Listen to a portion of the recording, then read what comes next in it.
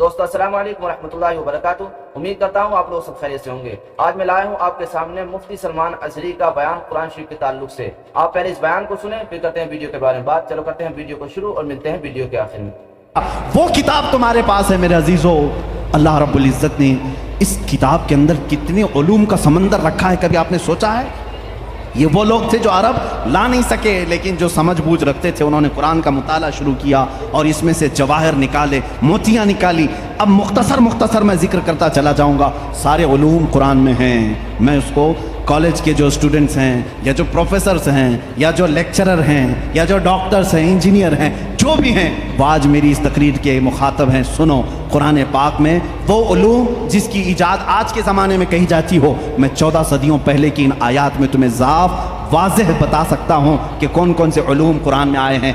आपने शायद पहले दिन ही सुना होगा, एस्ट्रोनॉमी, ये वो इल्म है जो इल्मुल फलकियात जिसको कहते हैं, आसमान कायनात का इल्म, आसमानों में क्या है, गैलेक्सी में क्या है और कैसे दुनिया वजूद में आई, इस इल्म के जानने वाले एस्ट्रोनॉमी कहलाए जाते हैं। एस्ट्रोनॉमी के बेसिक फार्मूले कुरान पाक में है। जानते हैं आप एस्ट्रोनॉमी की सबसे बड़ी तहकीक क्या है? इन साइंसदानों की सबसे बड़ी तहकीक ये है कि एक शख्स है अंग्रेज़ों का, जिसको ये कहा गया स्टीफन हॉकिंग, ये 1925 की बात है, जिसने सबसे पहले ये कहा कि कायनात फैल रही है। 1925 में 1925 में सबसे पहले उसने ये कहा, मैं देख रहा हूँ गैलेक्सी में स्टार्स दूर दूर हो रहे हैं और फैल रही है ये कायनात। उसने वुसअते कायनात का नज़रिया सबसे पहले दिया। और कुरान कहता है वस्समा बनैनाहा व बिअयदिन व इन्ना लमूसिऊन, आसमान को हमने अपने दस्ते कुदरत से बनाया है और इसको हम क़यामत तक फैलाते रहेंगे। कुरान कह रहा है इसको हम फैलाते रहेंगे। और ये है एस्ट्रोनॉमी के लिए, ये जो जिसका नाम मैंने लिया है स्टीफन हॉकिंग, इसने कहा ये 20वीं सदी की सबसे बड़ी तहकीक है, सबसे बड़ी तहकीक है। मुझे मालूम नहीं 14वीं सदी में, 14 सदी पहले ही ये तहकीक अल्लाह के कलाम में आ चुकी। अज़ीज़ान गिरामी, और ये आपको बिग बैंग का जो मैंने बताया था फर्स्ट डे, आपने सुना होगा। इस ज़माने में नहीं, बल्कि ये बिग बैंग का जो वो लाया है, जिसने एस्ट्रोनॉमी में जो सबसे पहले साइंसदान ने कहा कि पहले ये ज़मीन आसमान सब चीज़ें एक ही थी, एक बड़ा धमाका हुआ, उससे पूरी कायनात फैली। इनका अब जाकर के ये नज़रिया हुआ कि एक बड़ा धमाका हुआ, उसके बाद सब चीज़ें अलग हो गई, चांद अलग हुआ, तारे अलग हुए और सूरज अलग हुआ, ज़मीन अलग, आसमान अलग। इस थ्योरी को कुरान ने खुद बयान किया है। अवलम यरल्लज़ीना कफ़रू अन्न समावाति वल अर्द कानता रत्क़न फ़फ़तक़नाहुमा। अल्लाह फरमाता है, ए महबूब, क्या नहीं देखते वो काफिर अब भी इनकार कर रहे हैं, ज़मीन और आसमान मिले हुए थे, हमने उनको फाड़ करके अलग किया। फ़तक़नाहुमा, फ़तक़ कहते हैं ऐसा ज़ोर का धमाका होना और झटका देना जिससे सारी चीज़ें बिखर जाएं। और कुरान ने इस बिग बैंग का जिक्र किया है। यह और बात है कि इसकी तहकीकात और होती रहेंगी। एस्ट्रोलॉजी, जिसमें इल्म नुजूम है, उसके मुतालिक भी मैंने बताया था कि सितारों के मुतालिक ब्लैक होल का तज़किरा सूरह वाक़िया में मौजूद है। अल्लाह फरमाता है ला उक़सिमु बिमवाक़िअन नुजूम, कसम है उन जगहों की जहाँ जा कर के सितारे फना हो जाते हैं, उसको आज साइंसदान ब्लैक होल कहते हैं। यह एस्ट्रोलॉजी है। और बोटानी, जानते होंगे आप, इल्म नबातात, पौधों का इल्म, ये एक पूरा बाज़ाब्ता एग्रीकल्चर, इस पर तो यूनिवर्सिटियाँ कायम हैं जिसमें पौधों की नशो नुमा के मुतालिक तहकीकात होती है। और कुरान उसकी तमाम तफसीलात बता रहा है। वमिन कुल्लि समराति जअल फ़ीहा ज़ौजैन इत्नैन, अल्लाह फरमाता है हर फल में हमने मेल और फीमेल रखा है। आज के साइंस कह रहा है हर दरख्त में मेल और फीमेल होते हैं। ये कुरान के वो उलूम है। बोटानी इस इल्म को कहते हैं ना। आप मेरे पास स्टूडेंट्स होंगे कोई एग्रीकल्चर के, दरख्तों के, पेड़ पौधों के मामलात के सिलसिले में कुरान की एक नहीं 10 आयतें मैं तुम्हारे सामने पेश करूंगा। इसके अलावा जूलॉजी, एस्ट्रोलॉजी के अलावा जूलॉजी जानवरों का इल्म, हैवानात का इल्म, इस इल्म पर भी आज करोड़ों डॉलर खर्च किए जाते हैं। जूलॉजी और एनिमल्स के ऊपर रिसर्च किए जाते हैं। जूलॉजी कुरान में बयान है। तुम्हें मालूम है वमा मिन दाब्बतिन फिल अर्दि वला ताइरिन यतीरु बिजनाहिही इल्ला उममुन अम्सालुकुम। एक साइंसदान है, उस साइंसदान का नाम मैं तज़किरा नहीं कर रहा हूँ। उसने सबसे पहले कहा जानवरों में भी इंसानों जैसी कुछ आदतें हैं, میں نے ان پر تحقیق کی ہے، اس سائنسدان نے کہا. اور رب تعالیٰ فرماتا ہے زمین میں کوئی جانور ایسا نہیں اور اڑنے والے پرندوں میں کوئی ایسا نہیں، الا امم امثالکم، وہ سب کے سب تمہارے جیسی سوسائٹی رکھتے ہیں، تمہارے جیسی سوسائٹی. ان کے خاندان ہوتے ہیں، ان کے اپنی برادریاں ہوتی ہیں، ایک ہی خاندان کے ساتھ اڑتے ہیں، آتے ہیں جاتے ہیں. یہ پرندوں کا معاشرتی معاملہ یہ زولوجی کہلاتا ہے، آج کی تحقیق میں ہے اور قرآن میں موجود ہے. قرآن اس بات کو پہلے بتا چکا ہے. صرف پرندوں کی بات نہیں میرے عزیزوں، اس کے علاوہ جو اور بھی اس میں ہے. قرآن پاک میں چونٹیوں کا علم، ایک سائنسدان ہے اس نے کہا ہے کہ چونٹیاں بات کرتی ہیں ایک دوسرے کو، اور یہ سب ایک دوسرے کے کانٹیکٹ میں آ کر کے ہی کام کرتی ہیں. اور قرآن کہہ رہا ہے سورہ نمل، پوری چونٹیوں کی آیت سورہ ہے. اللہ تعالیٰ فرماتا حتی اذا اتوا علی واد النمل قالت نملۃ یا ایھا النمل ادخلوا مساکنکم. جب سلیمان علیہ السلام اپنے لشکر کے ساتھ سے گزر رہے تھے تو ایک چونٹیوں کی وادی کے پاس آپ آئے تو اللہ فرماتا ہے چونٹیوں کی جو بڑی سردار تھی اس نے ساری چونٹیوں سے کہا یا ایھا النمل ادخلوا مساکنکم، اے چونٹیوں جلدی جلدی اندر داخل ہو جاؤ، کہیں سلیمان علیہ السلام کا لشکر تمہیں بے خبری میں روند نہ جائے. چونٹی بات کر رہی ہے اپنے تمام افسروں کو یا اپنے سپاہیوں کو، اور یہ قرآن کہہ رہا ہے. اور آج اس پر ریسرچ کرنے والے کو بہت بڑا انعام بھی دیا گیا ہے کہ چونٹیاں بات کرتی ہیں. یہ زولوجی میں آتا ہے، جانوروں پر ریسرچ کرنے والے. شہد کی مکھی پر ایک بندہ ہے جس نے ریسرچ کیا اور اس کو نوبل انعام ملا ہے، نوبل پرائز ملا ہے. اس کا نام واشوین اس طرح سے کچھ ہے، اس کو نوبل انعام ملا ہے. اس نے کہا یہ مکھی جو ہے جو چھتے پر آتی ہیں ان کے اندر ایک کمیونیکیشن ہوتا ہے، ان کے اندر ایک رئیس ہوتی ہے، ایک ملکہ ہوتی ہے، سردار ہوتی ہے. پہلے کے جو کتابیں ہیں شیکسپیئر کی کتابیں مشہور ہیں لٹریچر میں انگلش کے، شیکسپیئر کی کتابوں میں شہد کی مکھی کو مذکر بیان کیا گیا ہے. جیسے اس کے بہت سارے سپاہی ہوتے ہیں، ایک اس میں سردار ہوتا ہے مکھیوں میں. لیکن یہ 1975 میں 1975 میں ایک سائنسدان نے تحقیق کر کے بتایا شہد کی مکھیاں کمیونیکیشن کرتی ہیں، ایک دوسرے سے رابطہ کرتی ہیں، اور ان کو ایک ملکہ ہوتی ہے اور وہ آرڈر دیتی ہے اور اس کے آرڈر کے اعتبار سے سب جاتی ہیں. اور قرآن میں دیکھو رب تعالیٰ فرماتا ہے وَأَوْحَى رَبُّكَ إِلَى النَّحْلِ أَنِ اتَّخِذِ مِنَ الْجِبَالِ وَمِنَ الشَّجَرِ بُيُوتًا فَاسْلُكِي سُبُلَ رَبِّكِ ذُلُلًا يَخْرُجُ مِن بُطُونِهَا شَرَابٌ مُخْتَلِفٌ أَلْوَانُهُ فِيهِ شِفَاءٌ لِلنَّاسِ. اللہ فرماتا ہے تمہارے رب نے شہد کی مکھی کو یہ علم دیا ہے، اور شہد کی مکھی کا جو ورڈ یوز ہوا ہے عربی میں وہ مؤنث یوز ہوا ہے. اللہ قرآن میں فرماتا ہے مکھا نہیں مکھی.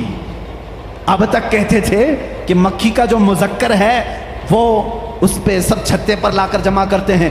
1975 میں زولوجی اس علم کی تحقیق کرنے والے ماہر سائنسدان نے بتایا نہیں، ساری مکھیاں اس میں سے جو رئیس ہوتی ہے وہ بھی مؤنث ہوتی ہے، اس کے جتنے افسر ہوتے ہیں وہ بھی مؤنث ہوتے ہیں. قرآن اس میں مؤنث کے صیغے استعمال کر کے فرما رہا ہے شہد کی مکھی رئیس اپنے ہم نواؤں سے کہتی ہے جاؤ پھولوں کو چوز کر کے لاؤ، وہ آرڈر دیتی ہے اور اس کے بعد وہ لا کر کے اپنے تھوک کو جمع کرتی ہیں. اب یہ بھی اس نے 1975 میں یہ بھی ایجاد کیا شہد کہاں سے نکلتا ہے، شہد کہاں سے نکلتا ہے.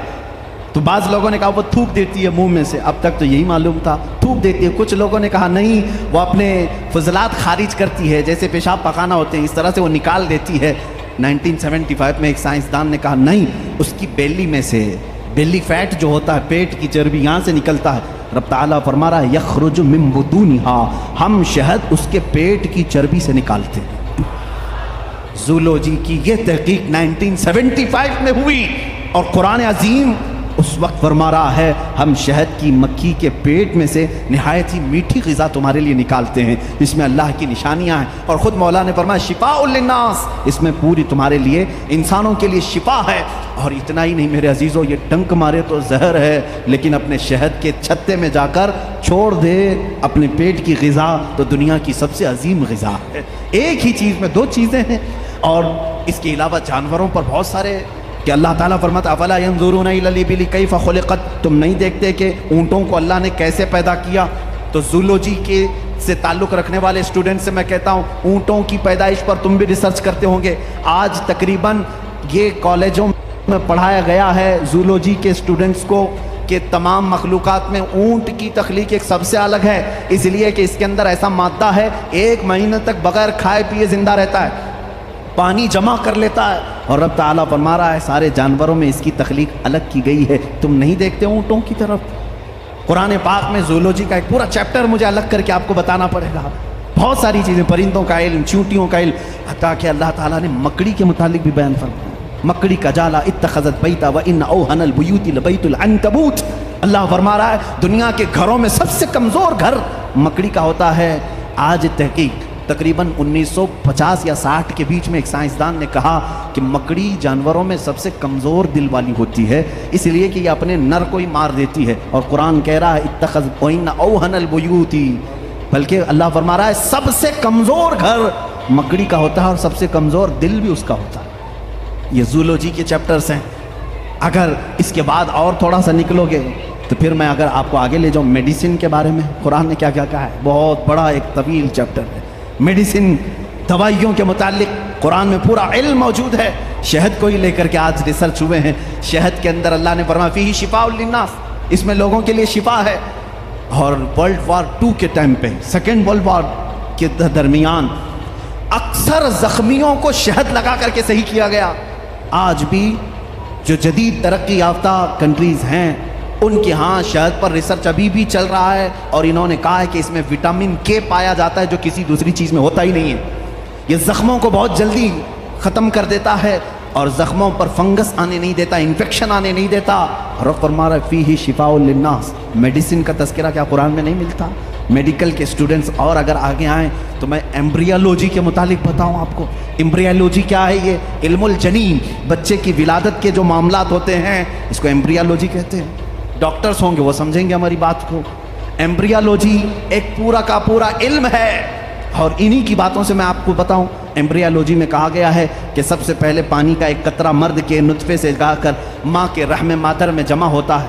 پہلے قرآن کی آیتیں پڑھو، وَلَقَدْ خَلَقْنَا الْإِنسَانَ مِنْ سُلَالَةٍ مِنْ طِينٍ ثُمَّ جَعَلْنَا النُّطْفَةَ عَلَقَةً فَخَلَقْنَا الْعَلَقَةَ مُضْغَةً فَخَلَقْنَا الْمُضْغَةَ عِظَامًا فَكَسَوْنَا الْعِظَامَ لَحْمًا۔ اللہ تعالیٰ نے اس آیت کو، اس طرح کی آیت کو 3 یا 4 مرتبہ، انسان کی تخلیق کیسے ہوئی، رب فرماتا ہے اللہ تعالیٰ نے نطفے سے تمہیں پیدا کیا، نطفے سے۔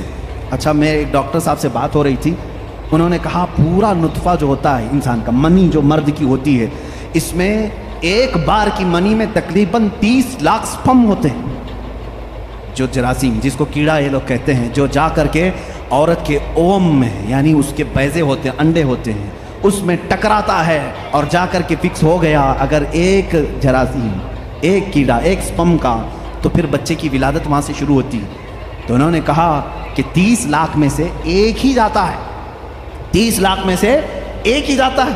اور رب تعالیٰ کے اس کلام پر قربان جاؤ، اللہ فرماتا ہے سلالۃ من ماء مہین، کہ جب تم نطفہ ڈالتے ہو تو بہت سارے پانی میں سے جو اصل ہوتا ہے مولا اسی سے پیدا کرتا ہے۔ سلالہ کہتے ہیں سب سے قیمتی چیز، اس میں سے جو اصل ہے اسی سے پیدا کرتا ہے۔ 30 لاکھ اگر سپم میں جراثیم آئے ہوں، صرف ایک ہی سے پیدا کیا جاتا ہے۔ پھر اس کے بعد اللہ تعالیٰ نے فرمایا ہم اس کے ذریعے سے علقہ بناتے ہیں۔ علقہ کیا ہے؟ مضغہ کیا ہے؟ علقہ بستہ خون ہے، بستہ خون مطلب خون جیسے ہوتا ہے۔ میں نے ایک ڈاکٹر سے پوچھا اس میں ہی انٹرنیٹ پر، تو انہوں نے ایک تحقیق مجھے بھیجی کہ ایمبریالوجی کے شروع کے دنوں میں یہ ہوتا ہے کہ جیسے جونک ہوتی ہے نا، جونک ایک کیڑا ہے، چپک جائے تو چھوڑتا نہیں، تو علقہ قرآن میں ذکر ہے، میں اس پر پڑھ رہا تھا۔ علقہ جیسے چنگم والی چیز ہوتی ہے، چپکنے والی، اگر خون کے چپکنے والے حصہ کوئی بن گیا تو اس کو علقہ کہتے ہیں۔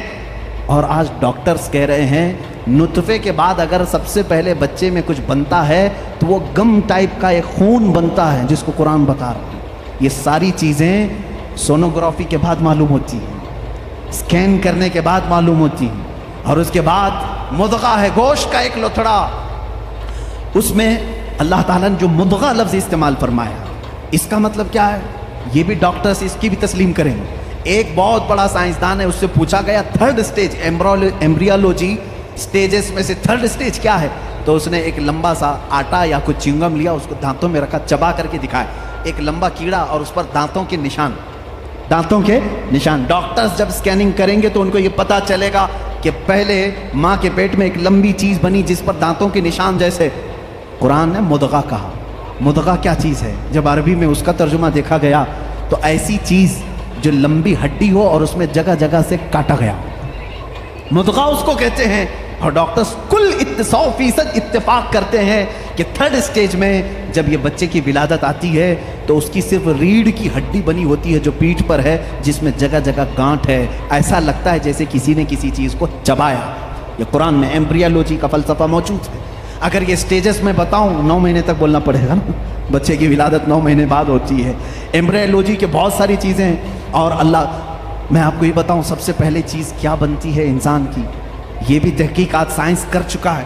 سب سے پہلے بچے کے نطفے کے بعد علقہ، مدغہ، اور اس کے بعد اس پر چمڑی آتی ہے، یا جو بھی 27 ویکس، اگر 24 ویکس ہوتے ہیں اگر پریگننسی کے، تو سب سے پہلے وہ جنین میں سننے کی چیز آتی ہے۔ کیا؟ سننے کی چیز۔ اس کے بعد اس کے اندر محسوس کرنے کی، دیکھنے والی چیز آ جاتی ہے 27 ویکس کے بعد۔ پھر اس کے بعد اس کی ہارٹ بیٹ بھی شروع ہوتی ہے۔ اب قرآن کی آیت پڑھو، اللہ فرماتا ہے وَجَعَلَ لَكُمُ السَّمْعَ وَالْأَبْصَارَ وَالْأَفْئِدَةَ قَلِيلًا مَا تَشْكُرُونَ۔ ہم نے تمہارے ماں کے پیٹ میں سب سے پہلے سننے کی طاقت دی، دیکھنے کی طاقت دی، پھر دھڑکنے والا دل عطا کی۔ اللہ اللہ، یہ ترتیب کہاں سے آئی؟ یہ اس زمانے میں قرآن نازل ہوا جہاں کوئی خوردبین نہیں تھی، کوئی مائکروسکوپ نہیں تھا، کوئی ٹیلیسکوپ نہیں تھا، کوئی سونوگرافی نہیں تھی، کوئی اسکیننگ سینٹر نہیں تھا۔ جب قرآن یہ بتا رہا ہے وہ لوگ اس وقت ماؤں کے پیٹ میں کیسے بات جان سکتے تھے؟ ایک بہت بڑا سائنسدان ہے، اس کے سامنے ایمبریولوجی کے تذکرے کیے گئے اور قرآن کی آیتیں بتائی گئی، تو کہتا ہے شاید محمد صلی اللہ علیہ وسلم کے پاس کوئی ایسی بڑی مشین تھی جس کو وہ دیکھ کر کے سب بتائیں۔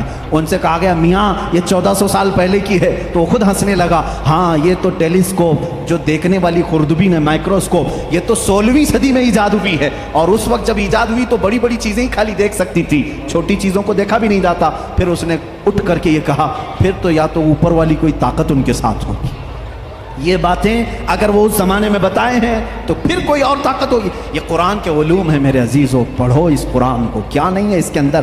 اب میں اگر ایمبریولوجی ہو گئی بات، اس کے علاوہ اور ہائیڈرولوجی، زمین کے معاملات، پانی کے تبخیر کا سب سے پہلا مادہ قرآن نے بتایا۔ یہ واٹر سائیکل کے جو تھیوری ہے سب سے پہلے جانتے ہیں آپ کو کس نے پیش کی ہے؟